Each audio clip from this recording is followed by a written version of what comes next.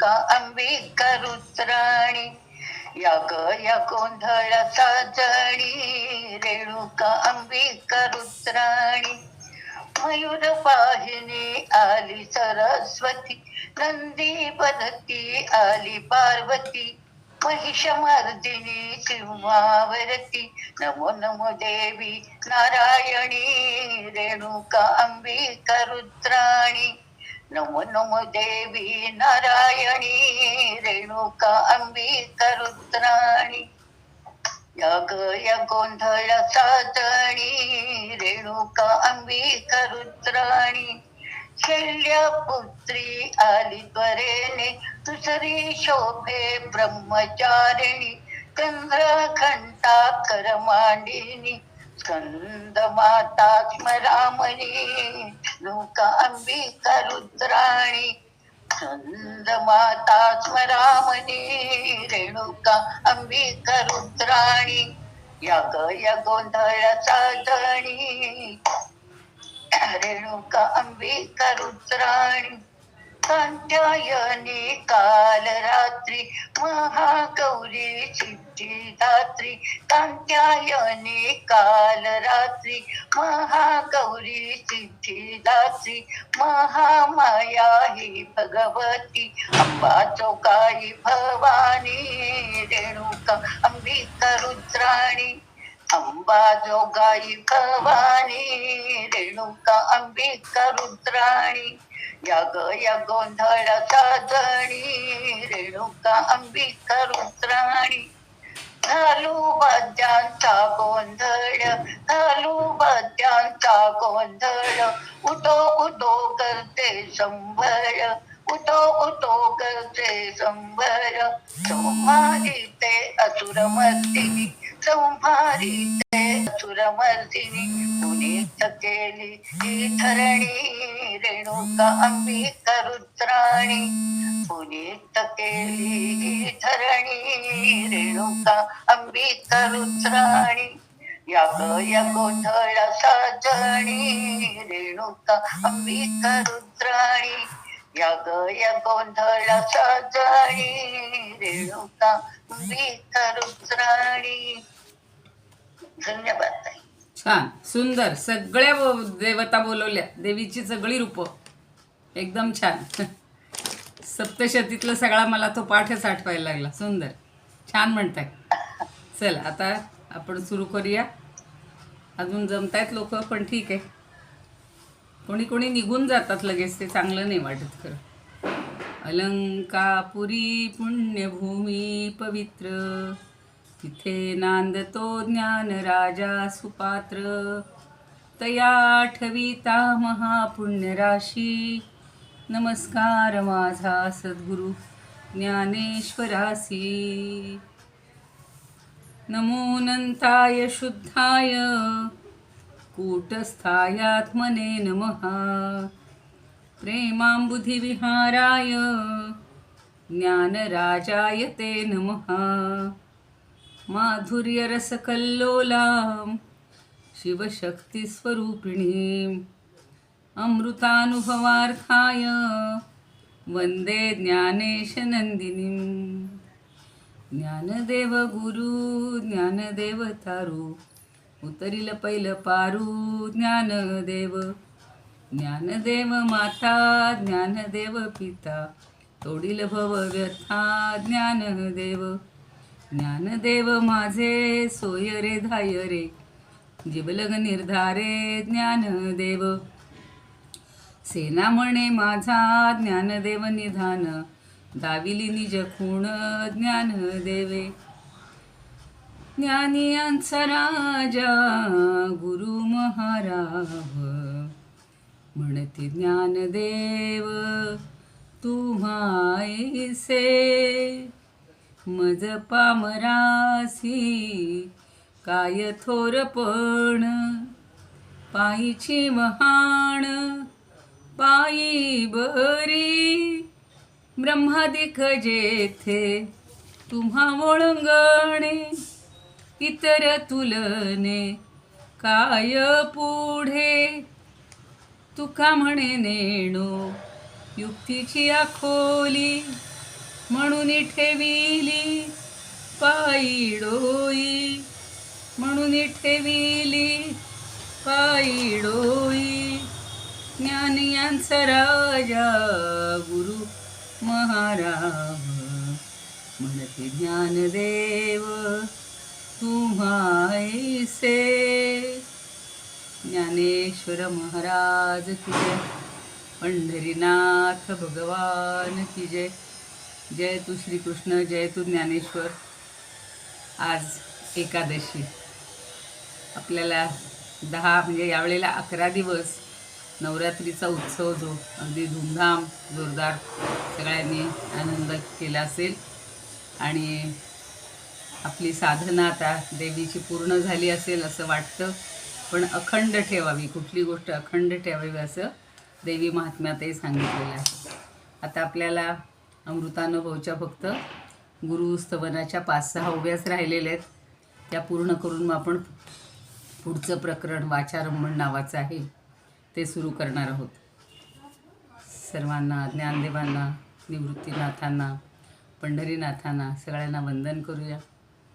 आज एकादशी आहे. विठुरायाचं खरं स्तवन आपण करत असतो. फक्त 2 ओळी म्हणते. महायोग पीठे तटे विमरथ्या, वरं पुंडरीकाय दातुं मुनीन्द्रैः, समागत्य तिष्ठन्तमानन्दकन्दं, परब्रह्मलिङ्गं भजे पाण्डुरङ्गं, परब्रह्मलिङ्गं भजे पाण्डुरङ्गं, परब्रह्मलिङ्गं भजे पाण्डुरङ्गं. आपण आता हा अध्यात्माचा सतत अभ्यास करतोय, विचार करतोय. ज्या देवतेची आपण स्तुती करतो, तिचा वार असतो किंवा तिची तिथी असते आणि त्या देवतेची आपण आराधना करत असताना आपल्या संस्कृतीनं हे महत्त्वाचं सांगितलेलं आहे की प्रत्येक देवता ही परब्रह्मरूपच आहे.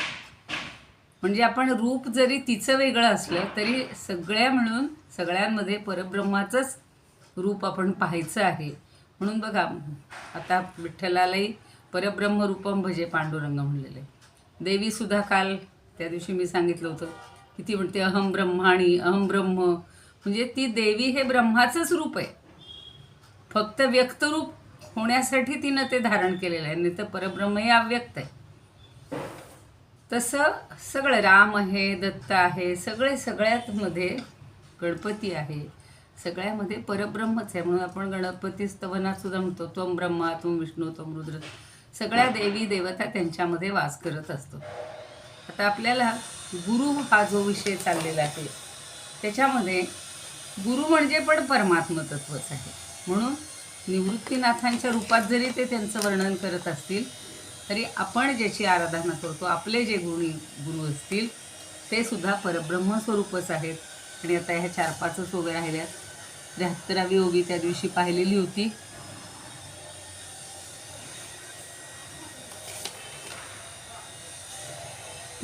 वी घ्यायची आहे, 72वी पाहिली सांगत. म्हणजे थोडीशी सुरुवात केली होती आपण. 72मध्ये असं म्हणतात ज्ञानदेव, आपल्या देऊनी राती दिवसा आणि उन्नती, प्रवृत्तीवादी निवृत्ती नव्हे जैसा. ते रात्रीचं उदाहरण छान दिलेलं होतं. अगदी सोपं होतं की आपणा देऊनी राती म्हणजे की रात्र काय करत असते, जणू काही आपलं सगळं त्याग करते आणि मग तो सूर्य उगवतो म्हणजे दिवस होत असतो.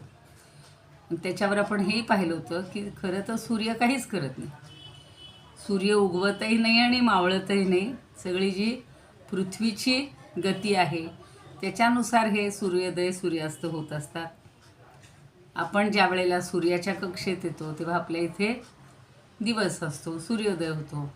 आणि आपण फिरत फिरत ती 12 तासात ज्या वेळेला सूर्याच्या पाठीमागच्या बाजूला जाते त्याच्या कक्षेत येत नाही त्यावेळेला ते संध्याकाळी रात्र होत असते. सूर्य हा स्थिर आहे. तसा हा माझा सद्गुरू निवृत्तीसुद्धा स्थिर आहे. त्याच्याकडे कुठलीही प्रवृत्ती नाही, कुठलीही निवृत्ती नाही, कुठल्या खेळाचा भाग नाही आणि प्रवृत्तीचा नाश करून तो निवृत्तीपदाला पोचलेला नाही. म्हणजेच गुरु हे परब्रह्म आहेत. ओरिजिनल आहेत. त्यांना कुठलाही आटापिटा करावं लागत नाही. जसं आपल्याला बघा, कुठली डिग्री घ्यायची असेल, पदवी घ्यायची असेल, कुठलं पद घ्यायचं असेल तर ते अर्ज करा, अभ्यास करा, सगळ्या गोष्टी आपल्याला कराव्या लागतात. निवृत्ती हे तसं पद नाही.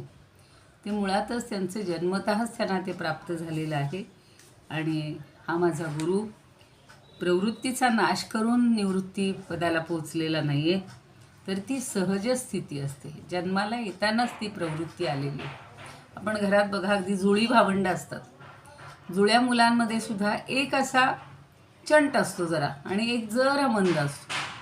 मग आता इतकी जर सख्यातली आणि पुन्हा जुळी भावंडं असली तरी हा भेद का दिसतो? तो उपजतच आलेला आहे. ते पूर्वजन्मीच काहीतरी घेऊन आलेला असेल. तसं गुरु हा सहजच आहे. जन्माला येतानाच त्याच्याकडे ती निवृत्ती आलेली आहे. आता 73चं आपण सुरुवात केली होती. पुन्हा एकदा सांगते, त्या दिवशी जाता जाता अगदी उझरता आपण त्याचा उच्चार केला होता. आता जे शब्द आहेत ते प्रत्येक जण थोडेसे वेगळे वापरतात, तेवढे पाहूया आपण. वो पसरयाचे बळ, घेऊन मिरवे किळ, तैसे रत्न नवे निखळ, चक्रवर्ती गा.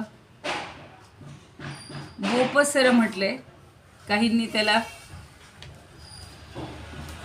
आपसर असंही म्हटले.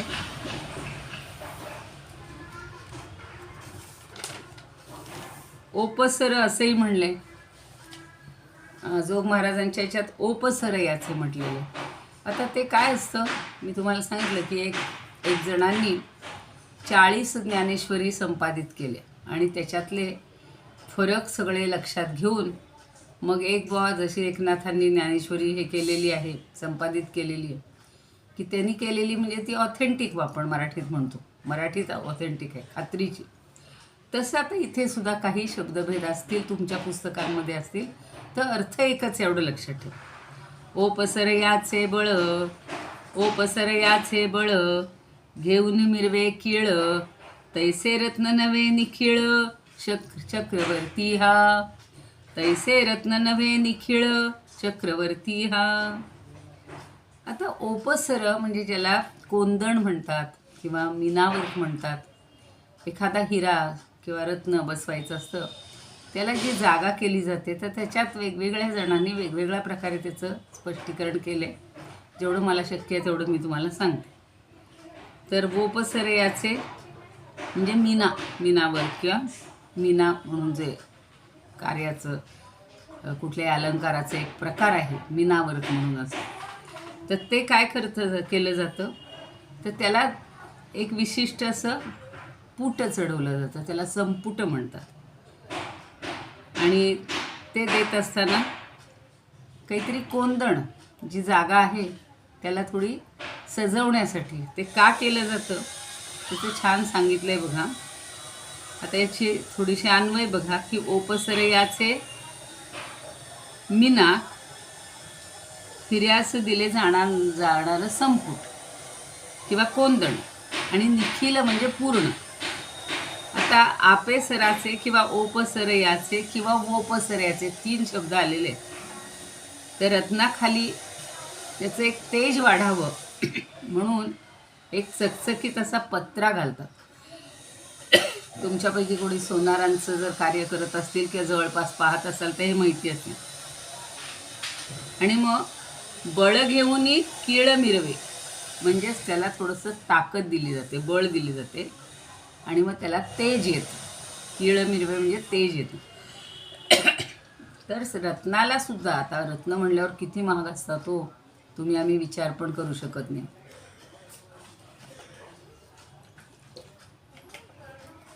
आपल्याला असं खरंच सोनं तर आता नावच काढायचं नाही, काल दसऱ्याच्या मुहूर्तावर खूप चढले ते. सामान्य माणसं काय करतात, गोल्डन सोन्यासारखं दिसणाऱ्या धातूचे अलंकार घालतात, शोभा सगळी वाढवतात. तसं खरं रत्न हे सगळ्यांना घ्यायला परवडत नाही. पण ज्याला कोणाला शक्य असेल तो जेव्हा रत्न घेतो त्यावेळेला काय केलं असतं, की ते रत्न त्याची तेज वाढवण्यासाठी सराफ काय करतात, तर ते कोंदणात बसवायच्या वेळेला त्या रत्नाच्या खाली असा हा एक रत्नाच्याच रंगाचा पातळ अगदी अगदी तलम असा चकचकीत पत्रा बसवतात आणि त्या योगानं ते रत्न जरासं तेजानं फिकट असेल, मंद असेल, तरी त्या सांगितलेल्या पत्र्याच्या योगामुळं त्याचं जे तेज आहे ते मुळातलं तेज मंद असलं तरीसुद्धा सांगितलेल्या पत्र्याच्या योगानं ते अत्यंत खुलून दिसतं. पण हे जे तेजानं जास्त खुलणं आहे किंवा पत्र्याची मदत घेऊन त्या रत्नाला तेज निर्माण करणं आहे, तसं त्यांनी म्हटलेलं आहे की तैसे रत्न नवे निखिळ. तसं रत्न हे नाही आहे माझं. कुठलं? चक्रवर्ती हा. माझे सद्गुरू हे एक उत्तम रत्न आहे, चांगल्या प्रतीचं आहे. त्यांच्यामध्ये कुठला भेद नाही, कमतरता नाही. आणि त्यामुळं त्या रत्नासारखे ज्याला हे द्यावा लागतो, मुलामा द्यावा लागतो किंवा दुसरा पत्रा त्याच्या आधाराला ठेवावा लागतो, तसेही माझे गुरु नाही आहेत. तर ते आहेत भेदशून्य. त्यांच्या ठिकाणी भेद नाही, सच्चिदानंद आहेत, नित्य आहेत, परिपूर्ण आहेत, स्वयंप्रकाश आहेत.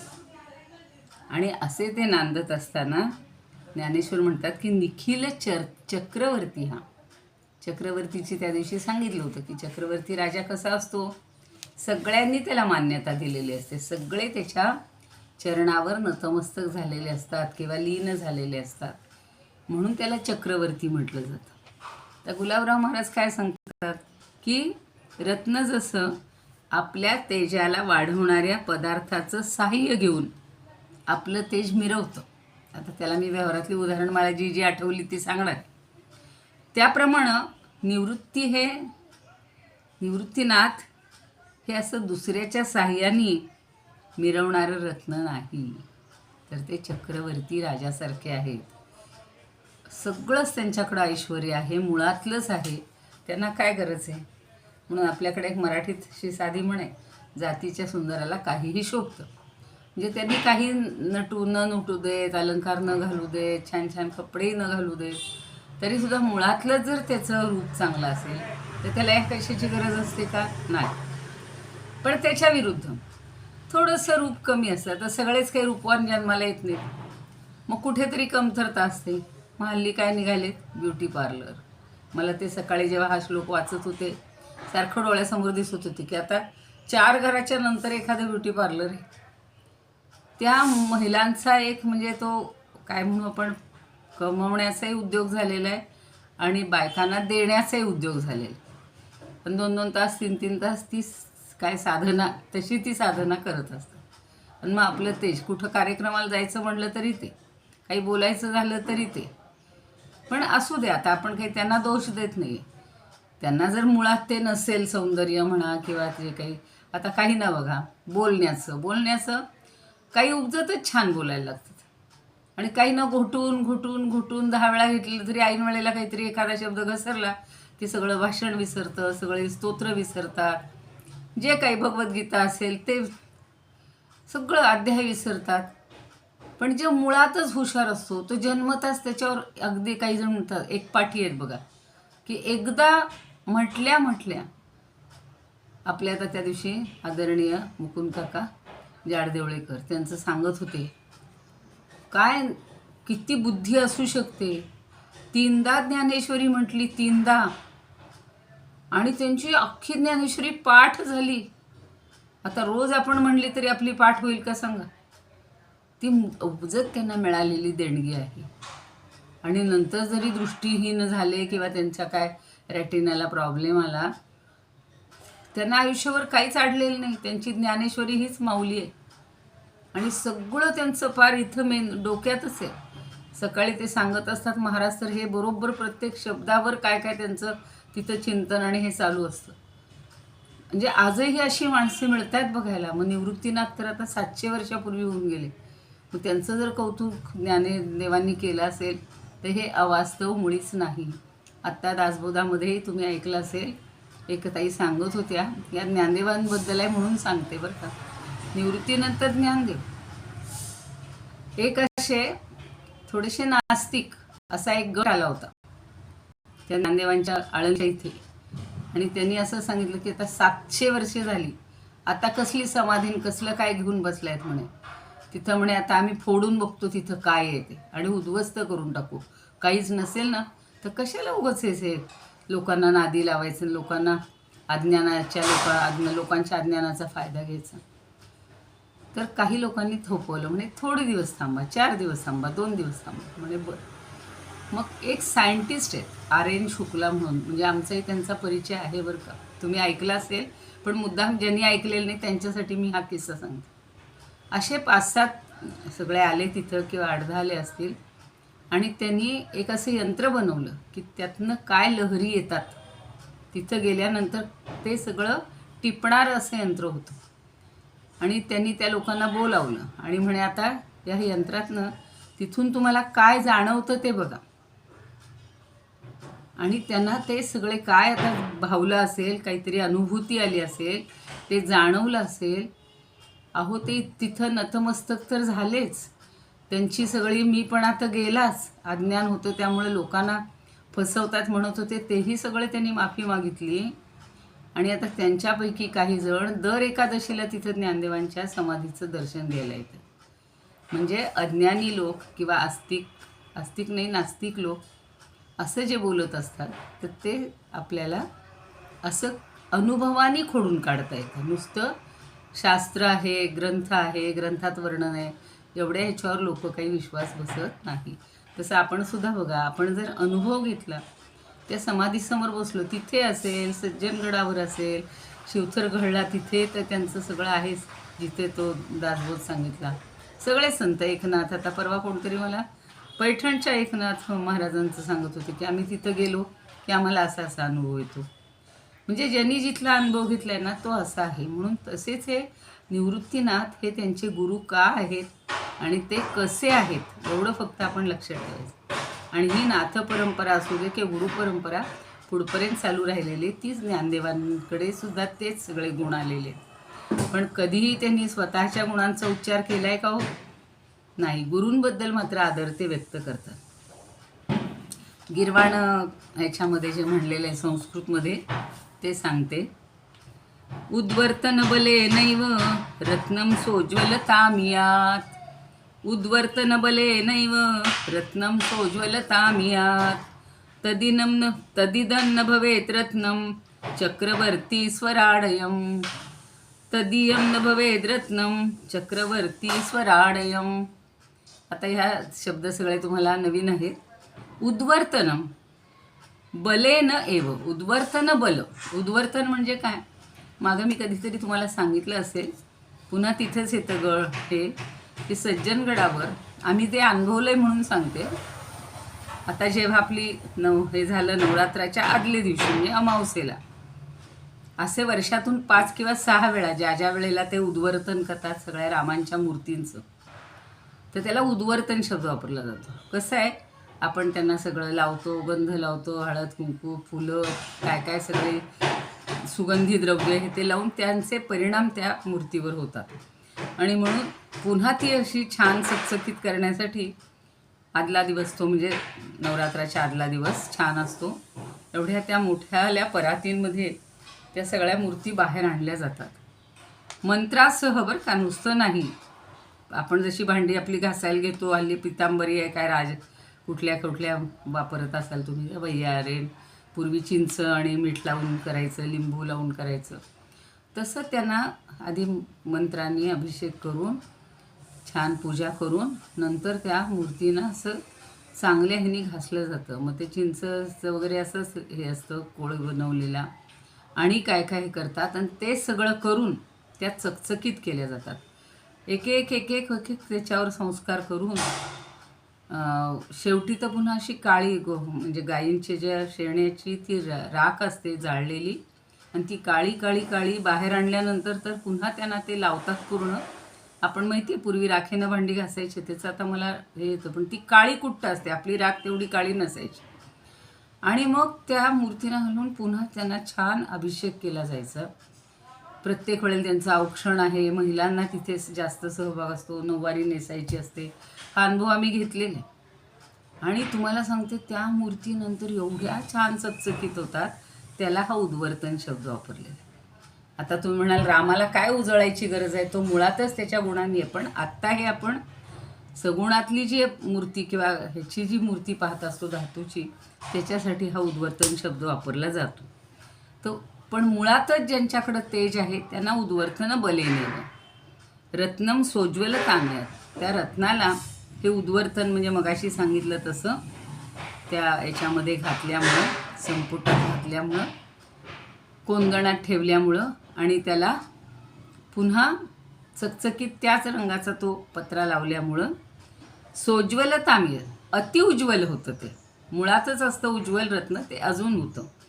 तदिदम न भवेत रत्नम, पण हे मात्र तसं रत्न नाही. तत् म्हणजे ते, इदम म्हणजे हे, भवेत रत्नम न भवेत रत्नम. तर हे रत्न तसं नाही. हे रत्न म्हणजे कुठलं? निवृत्तीरूपी चक्रवर्ती स्वराडयम. तर हे चक्रवर्ती सगळं साम्राज्य असणारं असं हे निवृत्तींचं रत्न आहे. आत्ता मी म्हणलं तसं सगळ्यांना काही सगळ्या गोष्टी कराव्या लागत नाहीत. पण मुळात ज्याला सौंदर्य आहे, मुळात ज्याला रूप मिळालेलं आहे, तो तसाही उजळून दिसतो, कुठेही शोभून दिसतो. पण देवानी कमी दिलं असेल, येताना काही कमी असेल आणि त्याच्यावर हे असे संस्कार करून वाढवलं. आणि जो मुळातला याच्यात फरक आहे की नाही, तो इथं फरक दाखवते. आता अभंगामध्ये काय म्हणतात? मिरविते धन प्रभेचे सौंदर्य, मिरविते धन, मिरविते रत्न, चुकून धन म्हणले.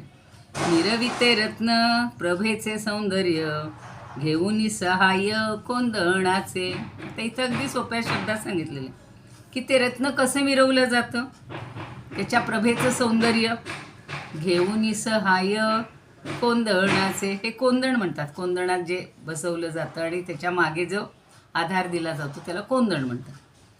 तैसा नव्हे माझा गुरु सद्गुरु, तैसा नव्हे माझा गुरु सद्गुरु निवृत्ती, सद्गुरु निवृत्ती होय चक्रवर्ती स्वयंभूहा. हा स्वयंभू चक्रवर्ती आहे. त्याला वेगळा अभिषेक करायची गरज नाही, त्याला कुठले संस्कार करायची गरज नाही, त्याला कुठलं कोंदण लावायची गरज नाही. असं हे रत्न आहे. खूप सुंदर आणि रत्नाची उपमा दिलेली आहे. म्हणजे आहेच ते. आपल्याला निवृत्तीनाथांबद्दल आपल्याला फारसं माहिती नाही, पण हे ज्ञानदेवांनी जिथे जिथं वर्णन केले ना, त्याच्यातून आपल्याला ते निवृत्तीनाथ समजतात. पुढे बघा, डॉक्टर वी. कुलकर्णी म्हणून आहेत, नेहमी त्यांचं आपण घेत असतो. ते तेच सांगतात की रत्नाला पैलू पाडण्यासाठी त्यांनी असं म्हणले, विशिष्ट सहाण असते आणि सहाणेवर घासलं जातं. रत्न असू देत, हिरा असू देत, अगदी साधा दगडसुद्धा आपण जर घासला तर त्याला चकचकीत होतं. जसं त्यांचं म्हणणं आहे. कोंदण म्हणजे त्यांनी अर्थ तो तसा घेतलेला आहे की ज्याच्यावर घासलं जातं रत्न आणि त्याला तेज येतं, त्या सहाणेवर बळाने म्हणजे आपल्याला थोडा जोर द्यावा लागतो आणि मग त्या रत्नावर एक कांती चढते, तेज चढतं. तसं हे निवृत्ती रत्न नाही आहे. त्याला ती सहाणही नको, मगाशी म्हणलं तसं कोंदणही नको आणि कुठली घासण्याची प्रक्रियाही नको. तर ते पूर्णपणे स्वयंसिद्ध आहे, स्वयंकांतिमान आहे, सर्व सत्ताधीश आहे. चक्रवर्तीचा अर्थ सर्व सत्ताधीश. सगळे पृथ्वी तलावरचे किंवा सृष्टीमधले राजे हे त्याच्या पुढं नतमस्तक होतात. याचाच अर्थ तो सर्वोत्तम राजा असतो, सर्वोत्तम चक्रवर्ती राजा असतो. आणि मानसीताई म्हणतात की सुवर्ण वर्खाच्या कोंदणपट्टीच्या, आता सांगितलं तसं त्यांची भाषा जरा छान असते म्हणून सांगते.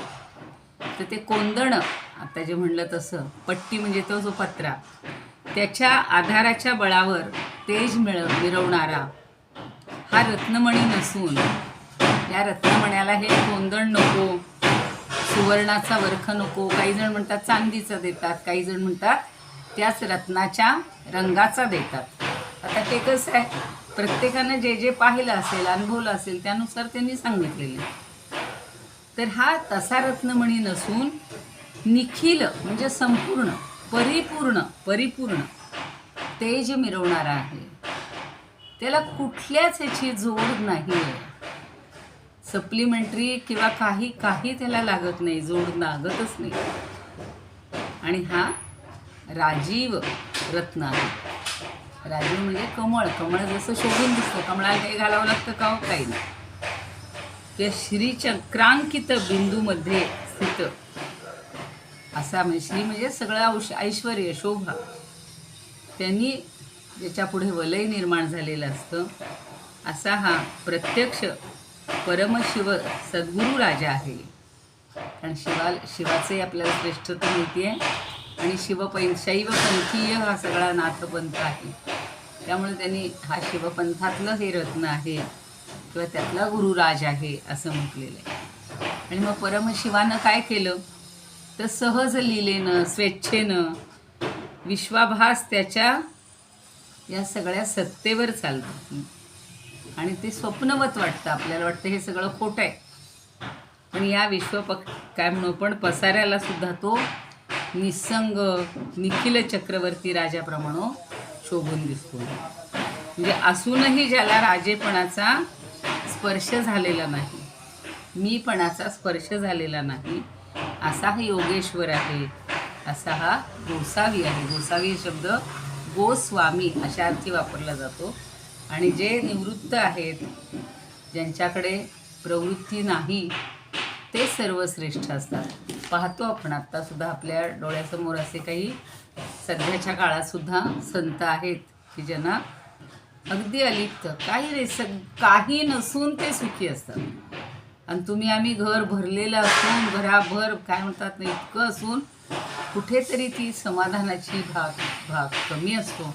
आणि त्यामुळं हे सगळं उद्योग आपण करत असतो. खूप छान अशी ओवी होती ती. आता पुढची ओवी आहे, सगळं गुरूंचंच वर्णन केलेलं आहे त्यांनी. हे वोपसरे याचं एवढं लक्षात ठेवा शब्द चांगला. कोंदण. आता पुढं काय सांगतात 74 मध्ये, गगनही सुनी पोटी, गगनही सुनी पोटी, जयचंद्राची पघळे पुष्टी, जयचंद्राची पघळे पुष्टी, ते चांदिणे तैसेसी उठी, ते चांदिणे तेणेसी उठी, अंग जयाचे, अंग जयाचे. आता चंद्र, चांदणं, गगन हे तर ज्ञानदेवांना फार आवडणारे सगळे दृष्टांत आहेत बघावं. त्यामुळे ते म्हणतात, गगनही सुनी पोटी, जयचंद्राची पघळे पुष्टी, ती चांदिणे तैणेसी उठी, अंग जयाचे. तर म्हणलं तर सगळे शब्द माहितीतलेत. गगनही म्हणजे गगन,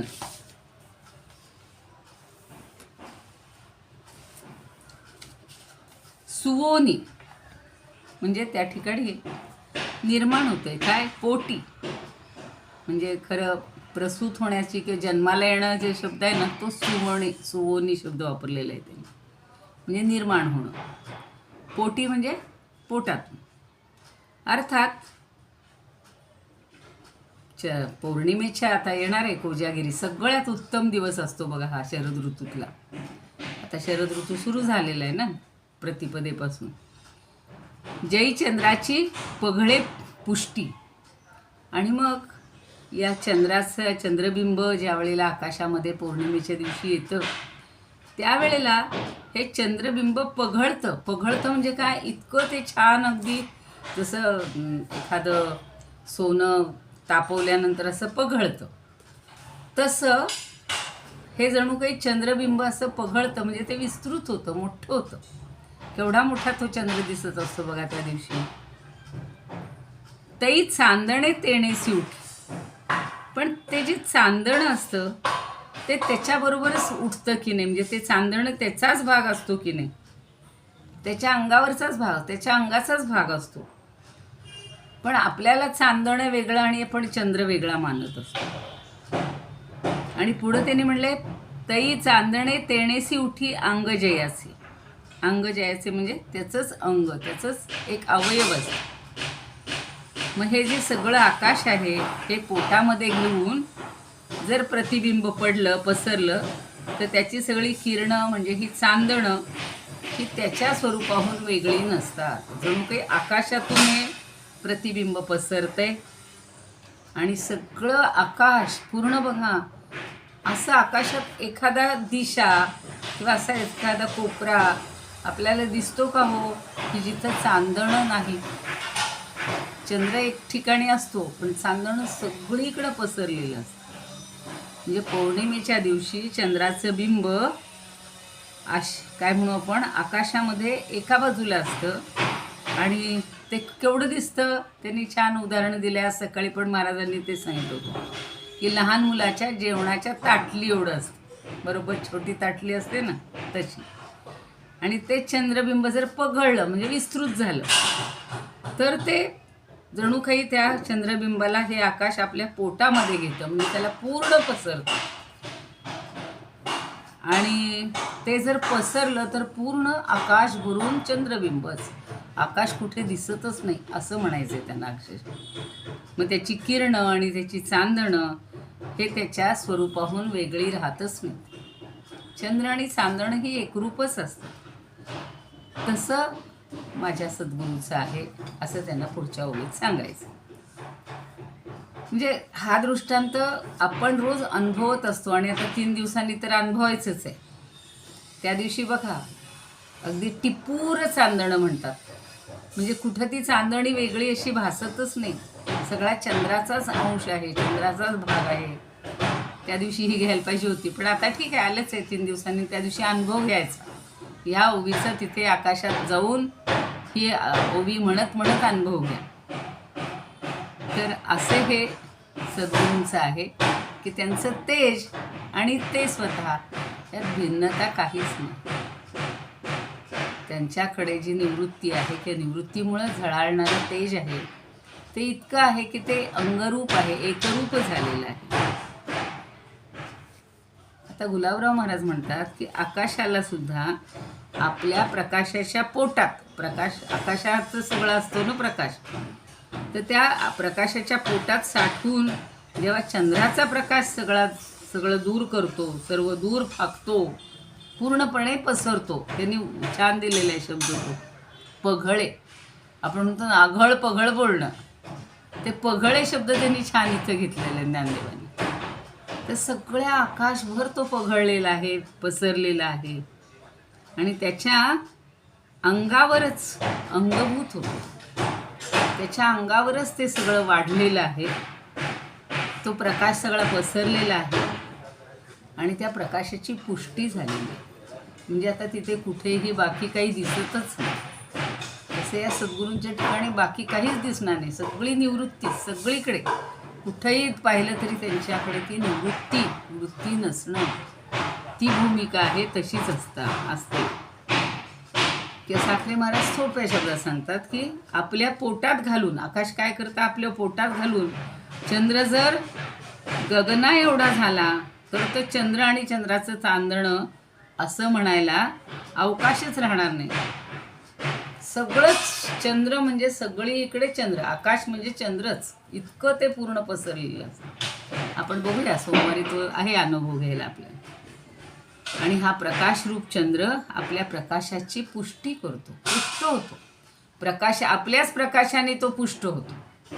जसं आपल्याच ठिकाणचं काही हे वापर करून आपण मोठे होत असतो, आपल्याजवळ जे काही आहे त्यांनी, तसा हा चंद्र आपल्याच प्रकाशाने पुष्ट होत असतो पौर्णिमेच्या दिवशी. गिरवाण ह्याच्यामध्ये म्हणतात,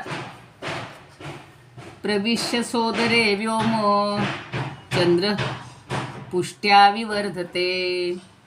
प्रवेश्य सोदरे व्योम चंद्रदृष्ट्या विवर्धते. तदा तच्चंद्रिका चंद्रे पतित्वा तत्र लुंठती.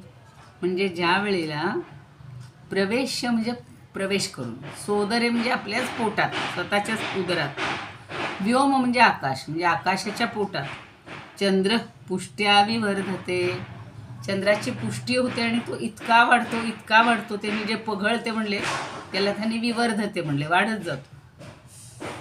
तदा तच्चंद्रिका चंद्रे पतित्वा तत्र लुंठती. त्यावेळेला तो चंद्र पुष्ट झाल्यानंतर त्याची चंद्रिका म्हणजे चांदणं आणि तो जणू काही चांदण्याची त्याला उटी लावली गेलेली आहे किंवा असं छान सजवला आहे तो त्या चांदण्याच्या प्रकाशाने. म्हणजे त्याचंच प्रकाश आहे तो चांदण्यामध्ये पडलेला आहे, त्यांनी तो पुष्ट झालेला आहे आणि ती जणू काही चांदण्याची उटी त्याला फासलेली आहे, असा तो सुंदर झालेला आहे चंद्र. लहान मुलाला आपण करतो बघा, असं सजवत असतो, काय काय लावतात हे की नाही, किंवा मोठे झाल्यावरही गंध पाहिजे, सगळ्या काय म्हणू आपण वेगवेगळे म्हणजे अत्तर, केशर, कस्तुरी हे सगळे जे लावतात ना, त्या समाधीवर सुद्धा तुम्ही पाहिलं असेल, अगदी पूर्ण फासतात. ते विठुरायाला सुद्धा सगळं फासतात, तिकडे बालाजीलाही सगळं लावतात. तसं जणू काही चंद्राला हे सगळी चांदण्याची उटीच लावलेली आणि म्हणून तो इतका पघळलेला आहे की असा छान तेजस्वी दिसतो. आता मुळात चंद्रबिंब इतकं परिपूर्ण आहे, त्यामुळं आकाशच पूर्ण असं छान शुभ्र किंवा चांदण्याने युक्त झालेला आहे, प्रकाशाने युक्त. तो शीतल शुभ्र असा जो आल्हाददायक सगळा उटी लावल्यासारखा तो चंद्र दिसतोय. असं भव्य कल्पना चित्र डोळ्यासमोर केलेलं आहे. कल्पना करा, त्या चंद्राला जणू काही उटी लावली या चांदण्यांची. आपण सुद्धा अशी उटी लावतात, छान लावून बसतात. त्या मी गेलेली नाही कधी, पण असं सांगतात एकीकडे पाहतो आपण काय काय लग्नाच्या इथं वगैरे ज्या मुलींना हे करायला येतात ना, ती सगळी उटी विटी लावून छान त्यांना, बरोबर आहे, चांगलं जरा उजळायचं असतं ना. हजारो लोकांमध्ये ती नवरी उठून दिसली पाहिजे, नवरा उठून. हल्ली पूर्वी फक्त मुलींचं असायचं, आता हल्ली पुरुषांचं पण आहे. पुरुषही छान नटले पाहिजे, छान दिसले पाहिजे, म्हणून हा अंगराग असा शब्द एक वापरला जातो. ती उटी सगळ्या अंगाला लावली जाते. आता हे चंद्राच्या अंगावरच पसरणारी ही चांदण्यांची जी धवलता आहे ती सगळ्या गगनाला उजळून टाकते, कारण शीतल चंद्रसुद्धा प्रकाश पसरवण्याचं काम करत असतो आणि त्याच्या अंगचं असतं. तो काही कुठून उधार नाही आणत, इकडून आणून ते तुम्हाला पुरवायचे असं नाही, त्याच्या अंगचाच तो प्रकाश आहे आणि म्हणून त्याला प्रबोधचंद्र असंही म्हणलं जातं, म्हणजे ज्ञानचंद्र असा तो असतो. वास्तविक चंद्र हा आकाशाच्या कोण्या तरी एका भागात लहान दिसतो एवढासा. आपण रोज बघतो प्रतिपदेपासून चतुर्दशीपर्यंत आपण तो चंद्र थोडा थोडा थोडा कलेकलेने वाढत जाताना पाहतो. पण जेव्हा आकाशालाही घेऊन चंद्राची पुष्टी होते, म्हणजे सगळ्या आकाशाला जेव्हा तो हे करतो, मोठेपणा देतो, तो प्रकाश देतो, इतका वाढतो की त्याच्यामुळं चंद्राचं शरीर चांदण्यासह अधिक उत्कर्षाला जातं. तो उत्कर्षाचा दिवस म्हणजे शारदीय पौर्णिमा. आपण त्या दिवशी म्हणूया बरं का, शारदीयचं गाणं छान आहे, शारदीय म्हणजे त्या चंद्राचं एक छान गाणं आहे. परवा जसं मी पहिल्या दिवशी कुठंतरी म्हणलं होतं बघा सरस्वतीचं, तसं ते म्हणूया आपण त्या दिवशी. तर हा सगळा उत्कर्ष होत असतो. तसा तुमचा आमचासुद्धा उत्कर्ष कशात व्हायला पाहिजे? निवृत्तीसारखा अध्यात्मामध्ये उत्कर्ष व्हायला पाहिजे. कुणाची आपल्याला कुबडी घ्यायला नको, साथ घ्यायला नको. आपल्याच शक्तीनं, आपल्याच बुद्धीनं आपण हा उत्कर्ष करून घ्यायचा, असं मला तरी वाटतं. याच्यातून त्यांना तेच सांगायचं असतं. आता ते गुरूंचं कौतुक केलं, पण ते कशासाठी केलं? स्वतःची निर्मिती स्वतः करायला पाहिजे.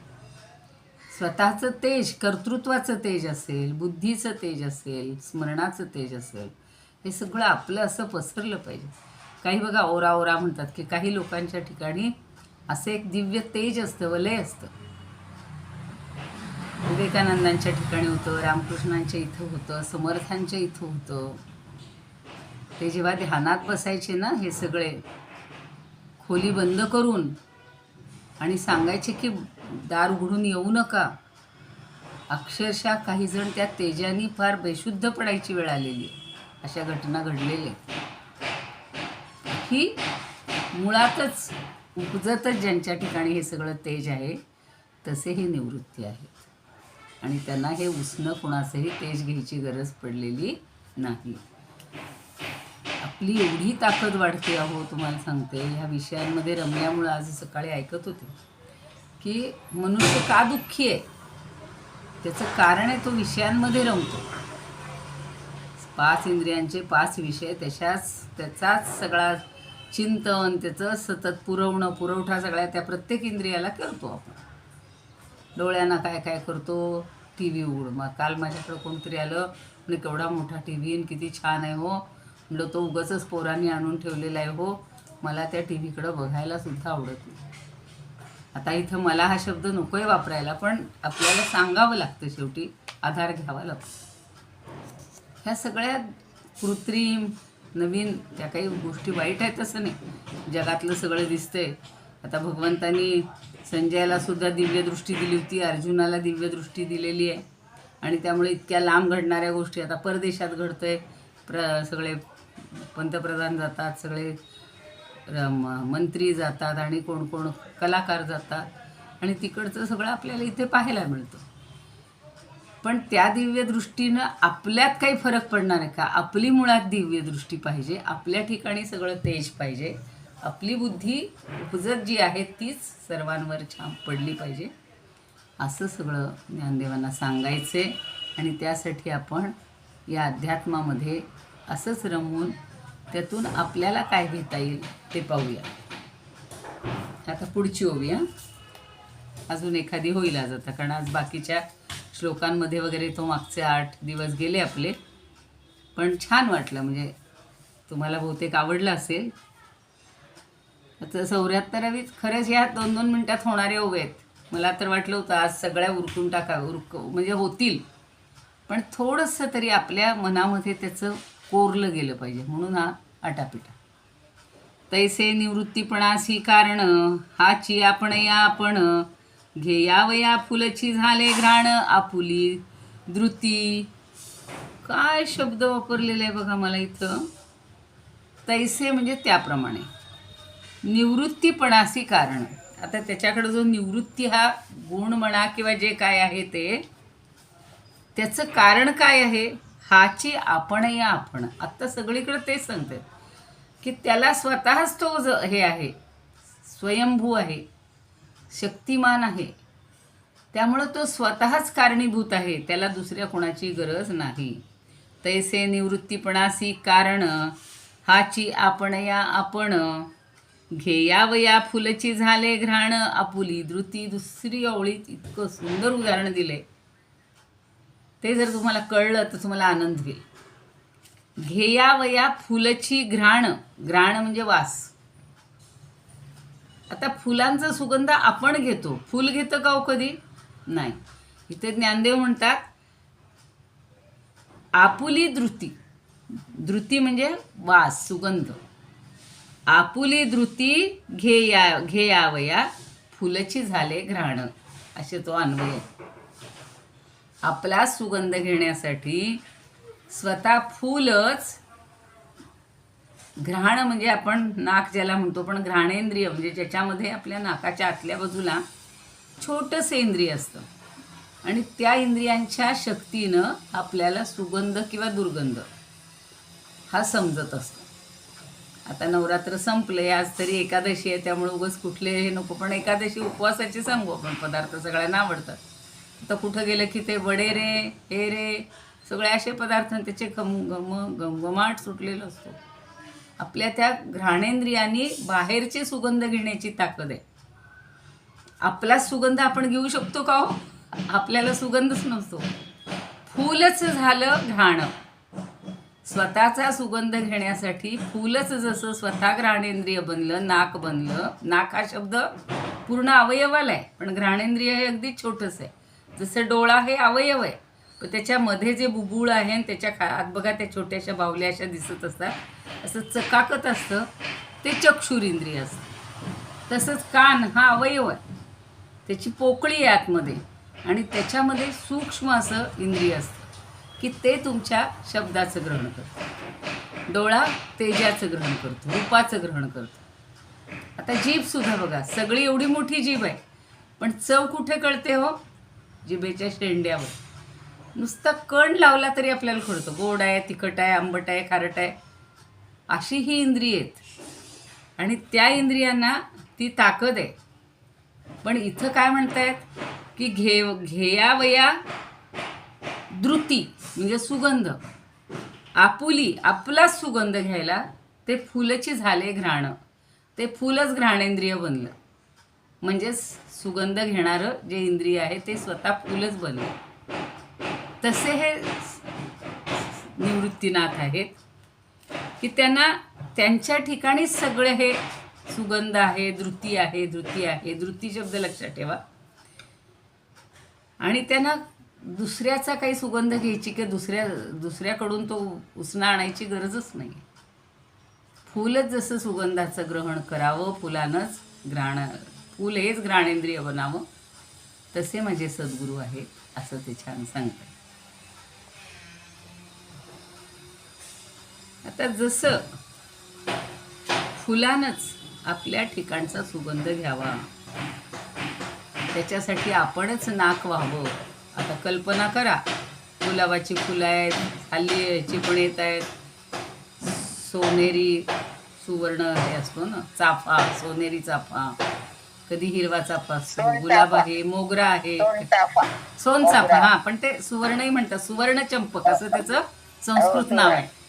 सोनचाफा आहे ना, जाई जुई मोगरा जेवढे म्हणाल तेवढे सगळी. पण त्यांचा प्रत्येक पारिजात आहे आत्ता सारखा फुलतोय 4 महिने, रात्राणी सुद्धा तशीच असते. केवढा असतो, किती तुम्ही नावं सांगाल कमीच आहे, पण प्रत्येकाचा सुगंध वेगळा आहे. पण ते फूल किंवा ते पान म्हणू आपण केवडा, स्वतःचा सुगंध कधी स्वतः घेतं का हो? नाही घेऊ शकत. पण इथे ज्ञानदेवांनी किती छान कल्पना केली बघा. ते काय म्हणतात, फुलची झाले घ्राण धृती घेयावया, आपला सुगंध घ्यायला ते स्वतःच नाक व्हावं. बरोबर, तसं आपण सुद्धा स्वतःच सगळं व्हावं. याच्यातून सांगायचं काय, आपणच आपल्या पायावर समर्थ व्हावं, समर्थ श्रेष्ठ व्हावं. याची मदत घे, त्याची मदत घे, त्याची मदत घे नको. फूल जसं स्वतःच नाक होतंय स्वतःचा सुगंध घ्यायला, तसं तुम्ही तुमच्या, आपण म्हणतो ना, माझ्या हिमतीवर, तो माझा शब्द वापरायचा नाही म्हणून सांगते, तुम्हाला सांगते. म्हणजेच आपण सगळ्यांनी आपल्याच गीतेमध्ये आहे ना, उद्धरे आत्मना. अगदी बरोबर आहे, अगदी बरोबर आहे. उद्धरेत समर्पक अगदी आपलाच आपण विकास करून घ्यायचा आहे. त्याच्यासाठी मला दुसऱ्यांनी यावं, कुबडी द्यावी, कुणीतरी मदत करावी, हा प्रकारच नाही. आणि म्हणून तसे निवृत्ती आहेत ते सांगण्यासाठी किती उदाहरणं देत आहेत ते. अक्षरशः खरं 2 मिनिटात संपेल असे ओवे आहेत, काहीच त्याला जास्त नाही आहे. पण त्याच्यातलं समजून घेऊन आपल्याला काय आणायचं हा थोडा आपण विचार करू. फार आवडलंय मला ते. म्हणजे या ओवीत सगळं सांगितल्यासारखं सगुण सगळं सगुणाच्या बाबतीत आहे ना. हे निर्गुणाला काही वास नसतो, काही नसतो, त्यांना ते सगळं त्याच्या पलीकडे गेलेले असतात. पण हे फूल जे आहे हे सगुण रूपात आहे आणि त्याला नासिकेंद्रिय स्वतःच व्हावं लागते. आपलं सुख भोगण्याकरता सच्चिदानंद ब्रह्म जे आहेत ते निवृत्तीनाथ आहेत. आपलं सुख आपणच भोगायचं, आपली सुख दुसऱ्यांवर अवलंबून आहेत की नाही. प्रत्येक सुख आपण दुसऱ्यावर अवलंबून असतो. मला गावाला जायचं, गावाला जायचं असेल, मला वाहन पाहिजे, परावलंबी. आणि परावलंबी पुरत स्वतःकडे मोठेपणा, मग मी गेले, पण कशी गेले, गाडीतून गेले. आम्ही सगळं केलं असं आहे ते. म्हणजे आणि अहंकार आपणच देतो, अहंकारामुळेच ते अहंकारच सगळीकडे आपल्याला आड तोच येतोय. अगदी छान सांगताय ताई तुम्ही. तर ह्या दृष्टांतावरून स्वतः परमानंद स्वरूप होता हो. जन्माला येताना आपल्याला आनंद दिलेला आहे देवाने, आनंदमय ब्रह्म म्हटलेले. पण आपण काय करतो, तो आनंद स्वतः घालून बसतो. आणि मग मला इकडे मिळतोय का, मला याच्यात मिळतोय का, मला त्याच्यात मिळतोय का, खाण्यात मिळतोय का, डोळे बघण्यात मिळतोय का, कानाने ऐकण्यात मिळतोय का, स्पर्शाने मिळतोय का, सगळ्या इंद्रियांसाठी आपण धडपडतोय. पण निवृत्तीनाथ आपण विषयात शोधतो. विषय मग ते आणि त्यांनी सकाळी एकच वाक्य सांगितले मला, म्हणजे मी वाचत होते कुठेतरी, की या विषयांमुळं आपण दुःखी होतो. इतकं सोपं आहे. म्हणजे आपल्याला दुःख काय येतं ते पूर्वजन्म सोडा, अजून मागचा जन्म सोडा, पुढचाही सोडा. आत्ता ह्या जन्मात आपण काय करतोय त्याचं फक्त चिंतन करा. आणि मी किती त्याच्या मागे लागतो, किती मागे लागतो. एखादी गोष्ट नाही मिळाली तर किती वणवण करून लोक जाऊन, तिथं लाईन असली, गर्दी असली तर जास्त पैसे देऊन, आता पिक्चरसाठी बघा किती पैसे देतील, पण ते कसलं ब्लॅकनं तिकीट काढतील, पहिल्या अगदी नंबरला आपला प्रवेश करतील. पहिल्या दिवशी पहिला शो. हा, फर्स्ट शो. आता सगळं आपण विसरून गेलो, आपल्याला काही नकोय ते. फर्स्ट नको, शो नको, काही नको. अर्थात जे बघतायत त्यांनी बघू द्यात बिचाऱ्यांनी, पण नंतर आल्यावर म्हणतात काय हो एवढं वणवण करत गेलो, एवढे पैसे देऊन तिकीट काढलं आणि सगळं बोगस होतं. म्हणजे पुन्हा त्रासच, पुन्हा त्याच्यात दुःखच नाही का. बरं चला. तर हे माझे जे बघा, एका ह्याच्यामध्ये ज्ञानेश्वरीमध्ये सुद्धा ज्ञानदेवांनी म्हणलेलं आहे की द्रष्टा श्री गुरुमूर्ती. माझा गुरुमूर्ती कसा आहे? द्रष्टा आहे. त्यालाच सगळं दिसतंय, त्याला दुसऱ्यांकडनं पाहण्याची गरजच नाही आहे. न दिसता दृश्यपथी, त्याला रस्ता पण नाही लागत. आपल्याला मात्र कुठं जायचं असेल तर पहिला रस्ता आहे का, चांगला रस्ता आहे का आपण म्हणतो, टार रोड आहे का, खाचखळगे नाहीत ना, त्याला कुठल्याच दृश्याची गरज नाही, पथाची गरज नाही. तरी काय ह्या उपासती आकळतात, त्याला हे सगळं आपणहून कळते, कारण तो निर्गुण, निराकार आणि सगळ्यातून निवृत्त आहे. आपलंही मुळात रूप तसंच आहे. आता ठीक आहे, आपल्याला एक रूप मिळालेलं आहे, आपण जन्माला आलेले आहोत, तोही जन्माला आलेला होताच ना, पण तरीसुद्धा तो सगळ्यापासून निवृत्त होता आणि म्हणून तो गुरुश्रेष्ठ आहे असं ज्ञानदेव सांगतात.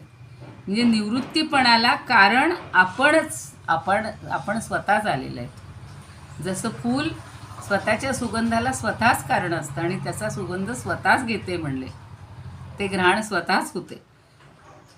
तसं आपण सुद्धा, तुम्ही मगाशी सांगितलं अगदी बरोबर आहे की उद्धरेत आत्मना आत्मना. आपणच आपला उद्धार करायचा आहे, स्वतःच्याच पायावर करायचा आहे, स्वतःच्याच हाताने करायचं आहे, स्वतःच्या डोक्याने करायचं आहे, जे जे काय म्हणाल ते. मग आपल्याला सगळ्या ह्याची मदत त्याची मदत काही गरज पडणार नाही. चला आता गिरवाण संस्कृतमध्ये काय सांगतायत? यथा निवृत्ती भावस्य कारणे स्वयमेव हि. निवृत्ती कसे आहेत? निवृत्ती हा जो भाव आहे, ही जी वृत्ती आहे, त्याचं कारण स्वतःच आहेत ते. त्यांनी दुसऱ्यांकडनं नाही शिकले निवृत्ती कशी करायची ते. स्वामोद ग्रहणायैव, स्वामोद स्वतःचा सुगंध, स्व आमोद, आमोद म्हणजे सुगंध, स्व म्हणजे स्वतःचा. स्वामोद ग्रहणायैव पुष्पम घ्राणमभूत स्वयं, पुष्पम घ्राणमभूत स्वयं. पुष्प हे स्वतःच घ्राण बनलं, अभूत म्हणजे झालं, स्वयं म्हणजे स्वतः. तसे हे निवृत्तीनाथ स्वतः निवृत्त झालेले आहेत, सगळ्यापासून अलिप्त झालेले आहेत. एक दिवस प्रयोग करून बघावं. तेव्हा ते आता आळंदीला सगळ्यांनी सांगितलं होतं महाराजांनी की एक चहा बंद करा. किती जणांनी केलं असेल बंद सांगा. किंवा आपण असं ठरवलं की आता एकादशी आहे, आज अमुक फक्त ग्रहण करायचं नाही, एखादी वस्तू तरी मी आज ग्रहण करणार नाही दिवसभर, असा उपवास करायचा असं ठरवलं तर आपल्याकडं निवृत्ती हळूहळू येईल.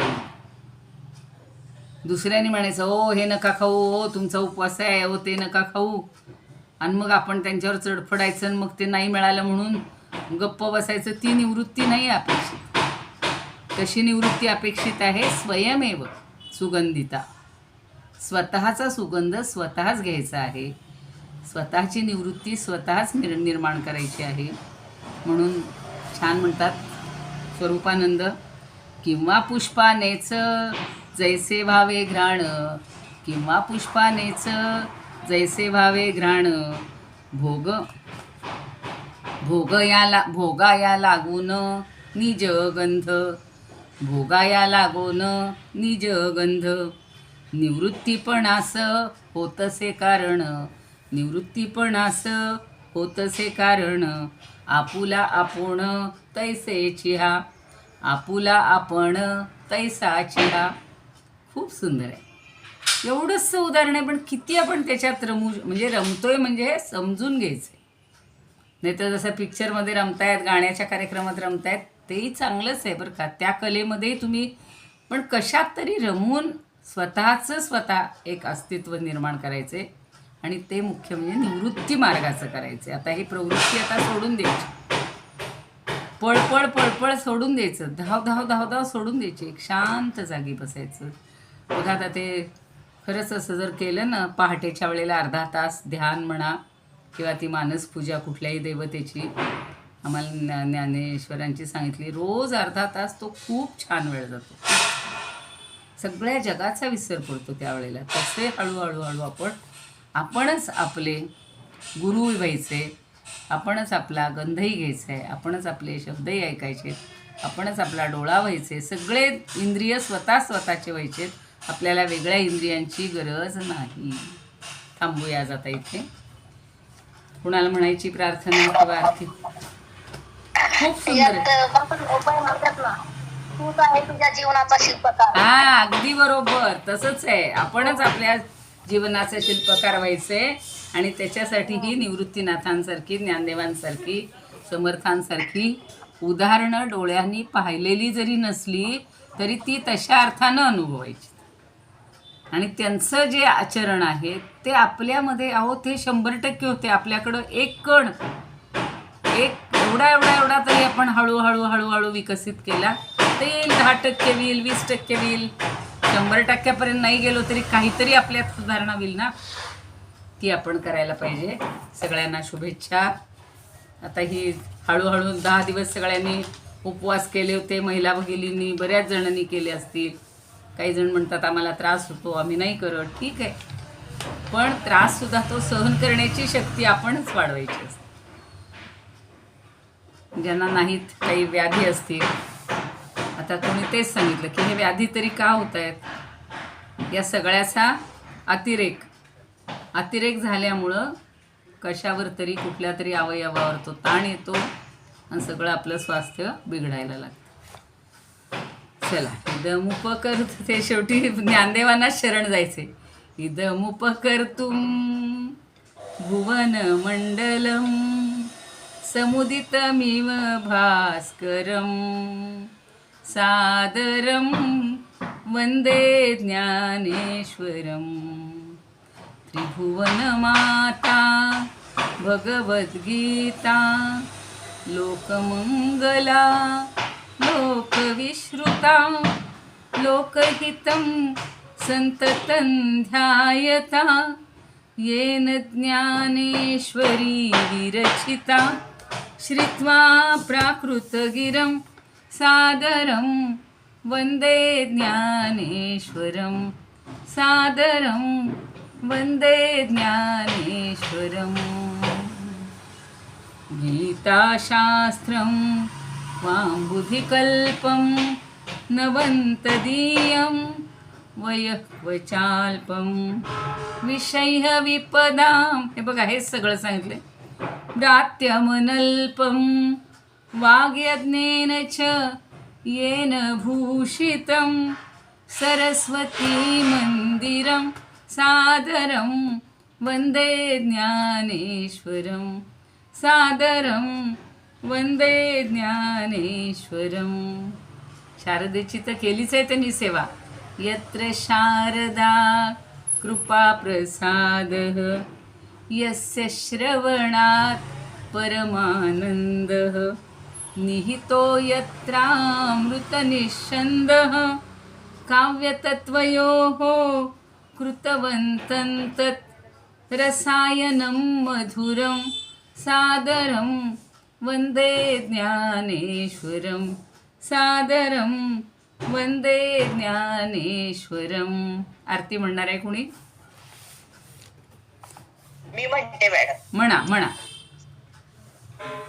आरती ज्ञानराजा महाकैवल्य तेजा देवती साधू संत मनु वेदला माझा आरती ज्ञान राजा लोपले ज्ञान जगी हितले न ते कोणी अवतार पांडुरंग नाव ठेवी ज्ञानी आरती ज्ञान राजा कनकाचे ताट करी उभ्या गोपिका नारी नारद तुंबरू सामगायन करू आरती ज्ञान राजा प्रकट गुह्य बोले विश्व ब्रह्माची केले रामा जनार्दनी पायी मस्तक ठेविले आरती ज्ञान राजा महाकैवल्य तेजा सेवती साधू संत मनु वेदला माता आरती ज्ञान राजा ज्ञानेश्वर महाराज की जय भगवान पंढरीनाथ भगवान की जय जय श्री कृष्ण जय ज्ञानेश्वर खूप सुंदर म्हणली, छान म्हणली. छान. चला थांबूया.